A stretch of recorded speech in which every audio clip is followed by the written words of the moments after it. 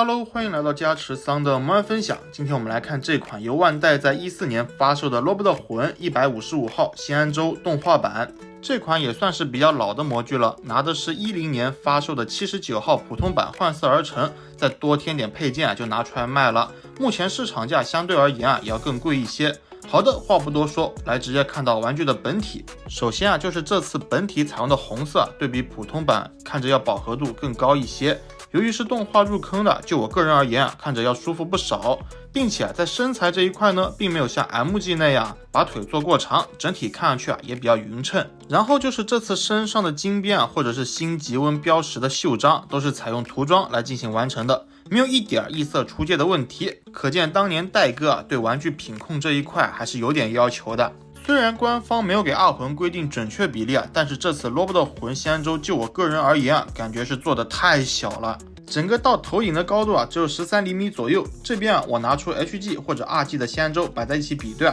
差距就非常明显了。拿来搭配其他1:144的模型感觉还是很难产生共鸣的。配件方面给的就相当丰富了，比较可惜就是上一个玩家玩掉了一只本体自带的握拳手和大型光束步枪底部的零件，导致我手头这一盒并不是非常完美，但好在也因此打了8折，最后的入手价差不多也就200来块的样子吧。好的，回归话题除去本体自带的握拳手以外呢，是附带了一对开掌手、一对握持手以及一只扣动扳机手。背包的安装也非常简单，对着孔洞直接插进去就可以了。搭载后的背包推进器部分的活动还是挺灵活的，同时在喷口位置也设有一处联动机构，放在10多年前来看可以说是相当巧妙了。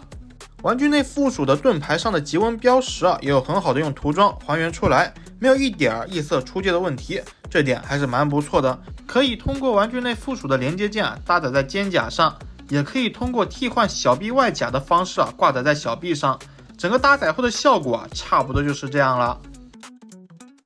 武器部分分别是附带了一把大型光束步枪和一把火箭筒，二者的瞄准镜部分都有用金属绿来进行分色。除去普通的握持玩法以外呢，也可以通过拆除火箭筒部分的瞄准镜，将二者结合在一起，整个握持后的效果可以说是相当霸气了。除此之外呢，火箭筒也可以通过简单的插拔安装在盾牌背面。玩具内附属的2把光束战斧可以通过底部接口结合成一把长柄武器，也可以把收纳在盾牌背面部分的战斧换一个方向安装，在装上光束特效键之后呢，整个机体的进攻性一下子就体现出来了。光束军刀除去正常握持在手上以外呢，也可以通过小臂甲的替换挂载在手臂上。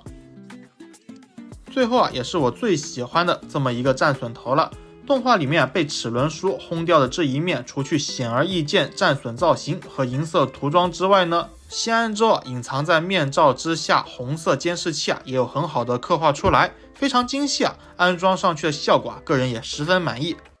可动部分头部上抬下低的幅度都还算不错，左右旋转也没有受到衣领的干涉，手臂平抬可达90度，在大臂根部可进行360度平转。在肩甲连接胸口的位置呢，设有一段非常不错的拉伸关节，像这样摆出双手持枪的动作基本没有任何压力。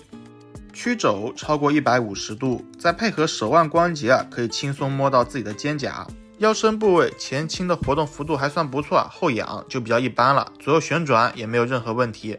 这里提一嘴躯干部分的动力管是直接连接在裙甲上的，在裙甲摆出大幅度动作之后呢，这个动力管还是比较容易脱出的，脱出之后也非常难安装，各位把玩的时候还得多加小心。下半身腿部前踢可达90度，侧踢接近90度，后踢可达90度，在大腿根部可进行360度平转，腿部屈膝超过90度一点点。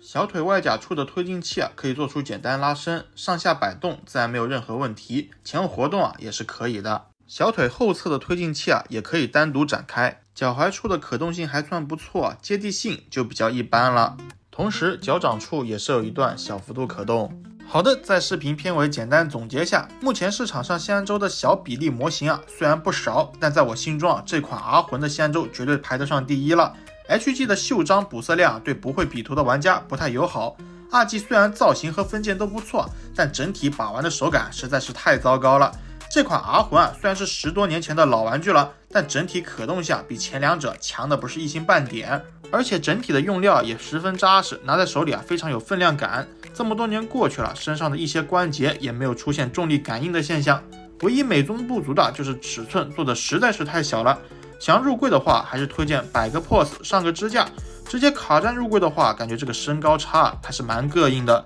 好的，本期视频差不多就到此结束喽，感谢各位的观看与支持，我们下期不见不散，拜拜。